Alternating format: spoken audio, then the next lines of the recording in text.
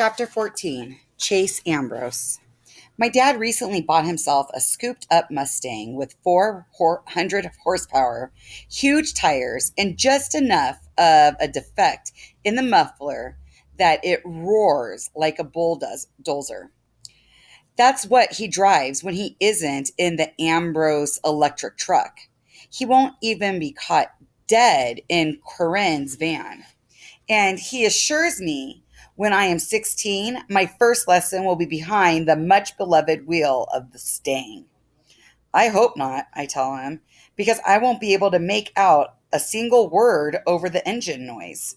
He laughs appreciatively. You won't be able to hear a police siren either, but you'll be able to outrun one. We pull up in front of the house and he kills the engine so we can hear each other scream. Thanks for dinner, Dad. Corinne's a great cook. The best. Helene's really fun too. I guess we're turning into pretty good friends. He grimaces. Because you played princess with her.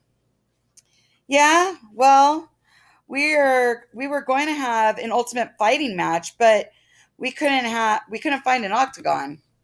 Dad didn't crack a smile. I guess you never struck me as the kind of kid who'd care whether or not he's pretty good friends with a 4-year-old. I shrug.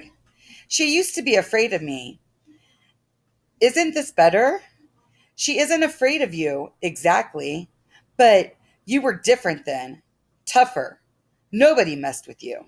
Think of Aaron and Bear like that. I'm having flashbacks of my wonderful toughness, punching and shoving kids, kicking their heels out from under them in the halls. But it's not all bad stuff like that. I remember walking through the school with my shoulders back and my head held high. I remember feeling important and confident and powerful. Maybe some of maybe some of that came from what a jerk I was, but surely not all of it. I was a star athlete and a state champion. I had a lot of friends. I was somebody in this town. It's not a crime to be proud of that. I reach for the door handle. Anyway, thanks again, Dad.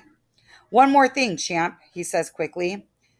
There's this doctor. He's a sports medicine expert. So he has a lot more experience than that quack Cooperman. I talked to his office and he's willing to take a look at you to give you a second opinion.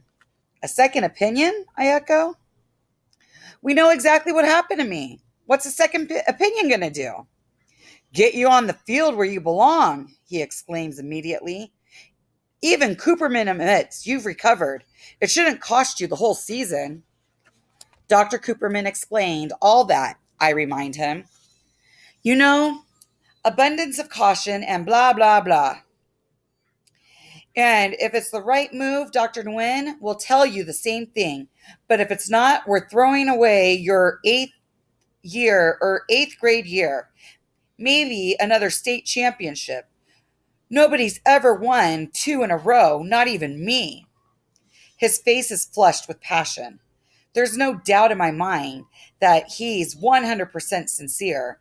And more amazing, he's talking about me surpassing what he accomplished on the Hurricanes.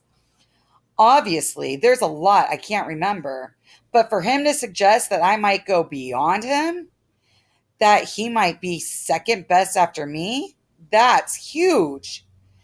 How could I not see this Nguyen guy?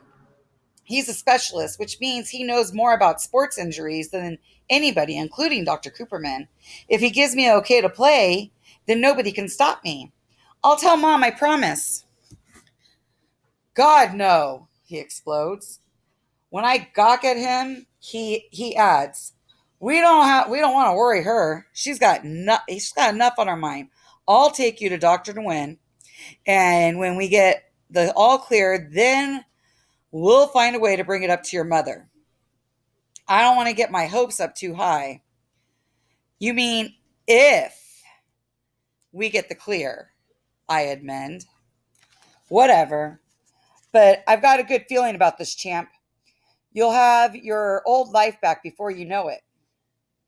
My old life, I allow my mind to sift through the idea. I'm excited to play football, but what I really crave is a chance to be me again, to make up with my best friends and mend fences with the team. Those feelings of self-assuredness and pride won't just come from memories anymore. It could all happen very soon. Bear snatches the pass out of the air, hugs the ball close to his body, and executes a lightning spin move around a lady pushing a baby carriage on the sidewalk. Watch it, she barks as the startled baby begins to scream. Sorry, I shout over my shoulder, and we continue along Portland Street, tossing the ball between the three of us. I'm not back on the team yet, but no one said I couldn't play a friendly game of catch as we make our way to community service.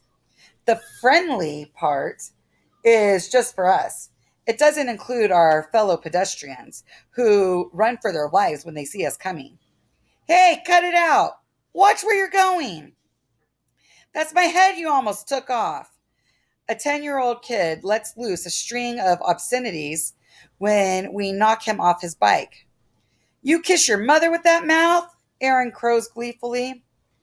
Laughing, I haul the kid and his bike upright and turn back just in time to see the ball screaming at my face. And at the last second, I reach up and I pick it out of the air. Not bad, I think to myself. Maybe I am really maybe I really am the star everyone says I used to be. Aaron and Bear are all power and no finesse. Even fine or Aaron's even kind of a butterfingers. He's constantly running into the road after the bouncing ball amid squealing brakes and honks of outrage. But I seem to have some real skills and what dad would call good hands. Great catch, Ambrose, Aaron bellows. Now you see how much the Hurricanes need you? I grin, but I don't tell them about the appointment Dad's going to set up with Dr. Nguyen. I don't want them celebrating something that might not happen if the new doctor doesn't clear me to play. But he's going to. I can feel it. When we get to the Portland Street residence, I spy Soshana just stepping in the front door. Luckily, Aaron's looking the other way, and I throw Bear a pass to make sure he doesn't see her. I wouldn't It wouldn't be easy to explain to those guys that she and I were working together. I don't have the time sheet to sign, or I don't have a time sheet to sign. So they head to the office and I make a beeline for Mr. Solway's room. I'll have to catch up with them at some point, but the way they goof off and eat cookies, I've got plenty of time. I don't feel great about running around behind their backs, but it's just easier this way. Why stir things up if I don't have to? So, the Colonel is lecturing us on conversing resources, and right behind him on the landing strip, the PFCs are unloading the 6 coolers of pastrami sandwiches we had flown in from San Francisco. And we're praying he doesn't turn around because we sent 2 pilots over 12,000 miles, including a stop at the Midway Islands to get us lunch. We're breaking our arms, patting ourselves on our backs that we got away with it when the Colonel sniffs the air and says, Call me crazy, but I swear I smell pastrami. I cling harder to the flip cam so my laughter won't make the picture jump. I can see that Shoshana, the interviewer, is actually biting the side of her mouth to keep from cracking up. You don't want to do anything to interrupt Mr. Solway once he gets started. The stories tumble out one after another. It's our third day at Portland Street working with the old soldier, and our best yet. Shoshana never planned on spending more than a couple hours here, but neither of us counted on Mr. Solway having so much to say. Most of the time, he's all sarcasm. So it's it's hard to have a normal conversation with him. The big difference is Shoshana, who's a natural interviewer. She's so genuinely interested that she brings out the best of Mr. Solway. Some of the stories are sad, like losing friends in battle or having to rescue children orphaned by the war. Some are uplifting, the work of medics and nurses and the incredible heroism of ordinary soldiers.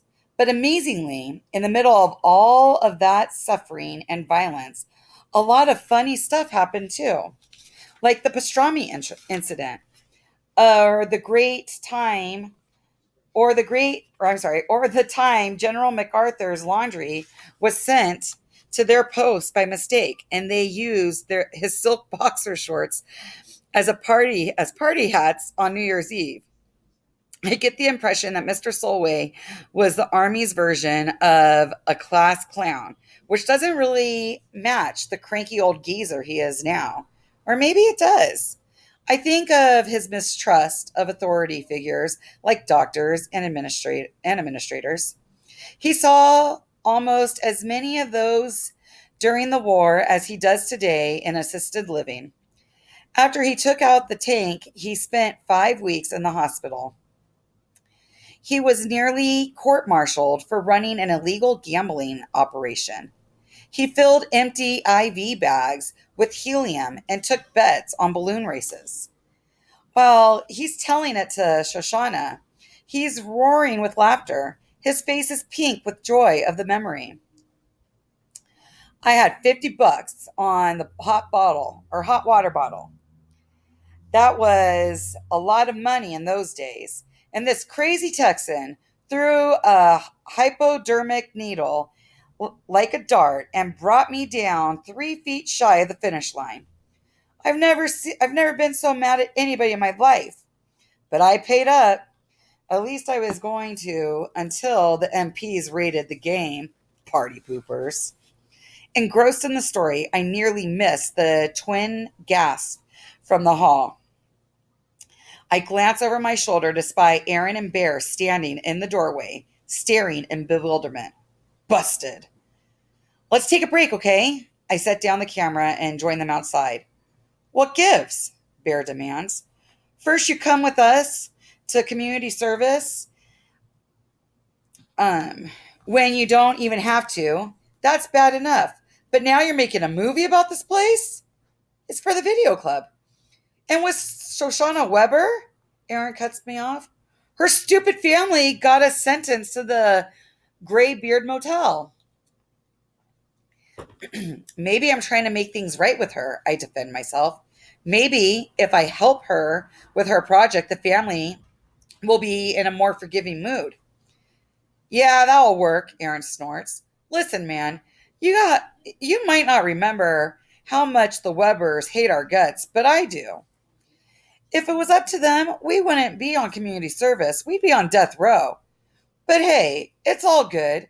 If you don't want to spend your time with people who curse the day you were born, if you want to spend time with people who curse the day you were born instead of your true friends, it's not like we can stop you. I'm torn. On the one hand, I'm not doing anything wrong. Still, I've kind of brought this on myself by covering up the fact that I'm working with Shoshana. Aaron looks honestly hurt, like I'm stabbing him in the back. And let's face it, he might be kind of right. After all, I didn't have to be so secretive about the video project. Bear chimes in. And all of the Dumbledores in this place, why do you have to pal around with that one? If you're looking for relics, this place is like an all-you-can-eat buffet. Why him? We're interviewing him, I try to explain. He's the most interesting person here. The guy's a war hero. They stare at me like I got a cabbage for a head through a long, weird silence. Finally, Aaron mumbles. Yeah, you showed us the picture. The way you ignored all the residents here, I figured maybe you forgot. Yeah, well, we didn't, Bear snaps. We know all about Mr. Steinway. Solway, I correct. Aaron is annoyed. Listen, when you're practicing football 3 hours a day and doing community service because you have to, not because it's your hobby, you've got a lot more on your mind than remembering old coots' names. Come on, Bear. Look who's talking about forgetting, Bear adds resentfully as they head down the hall. Way to go, Chase. I chew myself out as they round the corner. This is exactly what I was trying to avoid. And now they're ticked off at me. Worse, they feel like they can't trust me anymore. What's next? Or what next, huh? When I re-enter the room, the first thing I see is Mr. Solway's walker standing against the wall. The old soldier himself is up on his feet, directing Shoshana, who is pulling a heavy box out of the closet. She's saying, I thought being in the army taught people to be more orderly. Mr. Solway throws his head back and goffs loudly.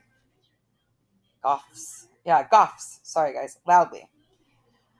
I'm the exception to that rule. Some of the fellas to this day, they make a bed so tight you could bounce a quarter off the blanket. Me, I always hated the spit and polish. I promised myself that the minute there was no sergeant around to search for a speck of dust on my boots, I was going to be as messy as I wanted to be. Well, in that case, Soshana informs, this closet is your crowning glory. Instead of being insulted, the old man looks kind of pleased. I can see it from all the way across the room. There are a few shirts, pairs of pants, and one suit on hangers pushed over to one side. The rest of the space, 90% of it, is jam packed with what can only be described as stuff. Picture the entire contents of a house crammed into a tiny 4x4 space. All the things that would end up in the basement, the garage, the attic, or the attic live in that closet. There are books, ping pong paddles, a broom, a couple of bowling trophies, hip waders, and a fishing rod. Framed pictures, a weed whacker, ice skates, a 3 foot high oriental vase with a crack up the side, a golf umbrella, a garden gnome, luggage, and cartons of varying sizes. As I cross the room, I get a peek inside the box that Shoshana dragged out. It contains three replacement furnace filters, jumper cables for a car, and a sterling silver nutcracker set. It looks exactly it looks like exactly what it is. The things a person collects over 86 years. And when that person moves to a place where all the storage space is one little closet, it gets pretty tight in there. We've got a lot of great footage of Mr. Solway talking, Shoshana explains to me from the depths of the collection. But what we need are some visuals to cut away to, momentums, or I'm sorry, me- mementos, old photographs, that kind of thing. What do you think? When we're talking project business, she sometimes slips up and treats me like a fellow human.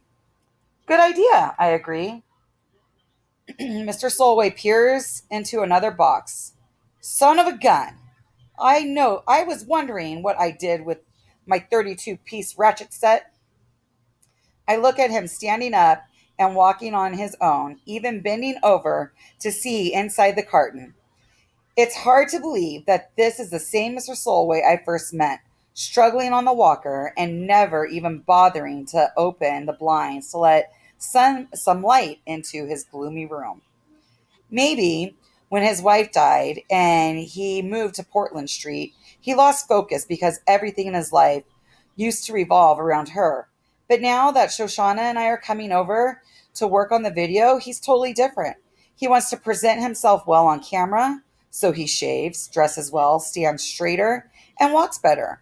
According to his nurses, his appetite has improved at mealtimes.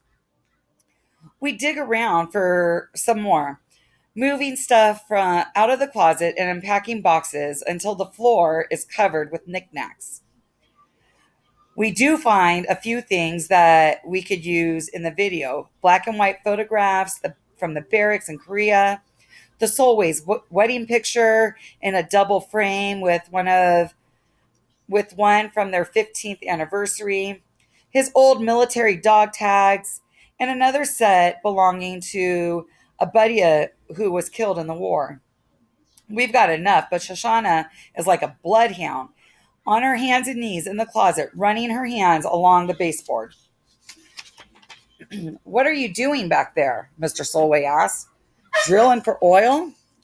She reaches behind the golf bag and draws out a navy blue velvet jewelry box of an odd triangular shape. Embossed in silver on the lid is the Great Seal of the United States. "You found my medal!" Mr. Solway exclaims in excitement or amazement. Glowing with discovery, Shoshana flips open the cover. The box is empty. Mr. Solway frowns. "Must have fallen out." Shoshana and I give the closet floor a thorough inspection. No medal. She has a question. "Mr. Solway, when was the last time you wore the medal?" "In this place?" He's sarcastic. "Lots of state occasions here. Wheelchair races, canasta games, colonoscopies." "What about before that? Before you moved here?" He cast her a wry grin. "I get you. What if the crazy old codger packed up the empty case for a medal he lost 20 years ago?" "No, don't apologize. It's a valid question. The answer is I never wore it. Not that I was ashamed of it, but it didn't feel right. Like I'd be saying, 'Look how great I am.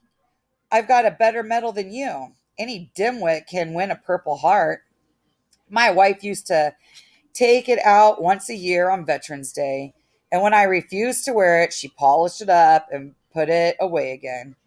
Maybe one time she misplaced it. She was confused towards the end. It's possible." He retreats to his easy chair and sits in silence, talking about his wife. Always making him sad. Always makes him sad. We quit filming early in order to leave our subject with his memories. "I love Mr. Solway, but he's pretty weird," Shoshana says as we cross the lobby heading for the exit. "He won the country's highest honor and basically ignored it." "People were different back then," I offer. More modest." "Yeah, sure, modest. But to care so little that you don't even bother to open the case to see if the medal's still there, and then hide it in the back of your closet behind a golf bag? You got to be a real oddball." We're going through the sliding doors, which might be why she doesn't notice that I stagger for a split second. Missing medal, empty case, buried under tons of junk. Mr. Solway's medal wasn't lost. It was stolen. Somebody pocketed it and tossed the case where it would be hard to find. Who would do such a thing? There are plenty of possibilities. Portland Street is a busy place with a great staff, or with a big staff: doctors, nurses, attendants, service people. Were painters in recently. It could have been one of the other residents or even a visitor. But as I run my mind over the range of suspects, an image keeps forcing itself in front of my eyes. I see a $20 bill in Mrs. Swanson's shaky hand. I see greedy fingers snatching it away. Bare and Aaron gloating over all the pizza it would buy. Of course, there's a big difference between $20 and the decoration awarded to a war hero to honor his bravery above and beyond the call of duty. But somebody greedy enough to take money from a confused old lady who thinks she's tipping room service, how could a guy like that pass up the chance to get his hands on something far more valuable? My must turn pale because Shoshana regards me in concern. Are you okay? You look like you're about to faceplant. I'm fine. I'm not. I'm so not fine. But I keep my mouth shut.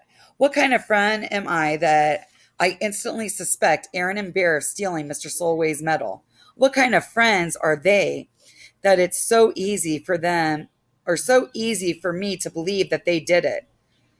Two hard questions followed by a third. What should I do now?